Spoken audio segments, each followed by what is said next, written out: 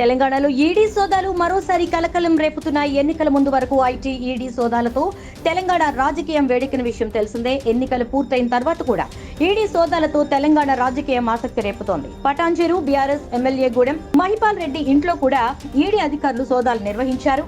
గురువారం తెల్లవారుజామున ఈడీ అధికారులు బీఆర్ఎస్ ఎమ్మెల్యే గూడెం మహిపాల్ రెడ్డి ఇంట్లో సోదాలు చేపట్టారు. ఆయన సోదరుడు గూడెం మధుసూదన్ రెడ్డి ఇంట్లో కూడా ఏకకాలంలో తనిఖీలు చేపట్టారు. ఈడీ సోదాల విషయం నియోజకవర్గంలో చర్చనీయాంశంగా మారింది. గూడెం మహిపాల్ రెడ్డి సోదరులు ఇద్దరు మైనింగ్ రియల్ ఎస్టేట్ వ్యాపారం చేస్తున్నారు. ఇటీవలి కాలంలో కేసులో మహిపాల్ రెడ్డి సోదరుడు గూడెం మధు అరెస్ట్ కాగా ప్రస్తుతం ఆయన బెయిల్పై విడుదలయ్యారు. హైదరాబాద్ లోని నిజాంపేటలో ఎమ్మెల్యే మహిపాల్ రెడ్డి అల్లుడి ఇంట్లో కూడా అధికారులు సోదా చేస్తున్నారు. గతంలో లగ్దారం గనుల వ్యవహారంలో వీరిపై పోలీస్ స్టేషన్ లో కేసు నమోదైంది. ఈ కేసు ఆధారంగానే ఈడీ సోదాలు చేస్తున్నట్టు తెలుస్తోంది. సోదాల సమయంలో గూడెం మహిపాల్ రెడ్డి సోదరుల ఇళ్ల వద్ద కేంద్ర బలగాలతో బందోబస్తు ఏర్పాటు చేశారు.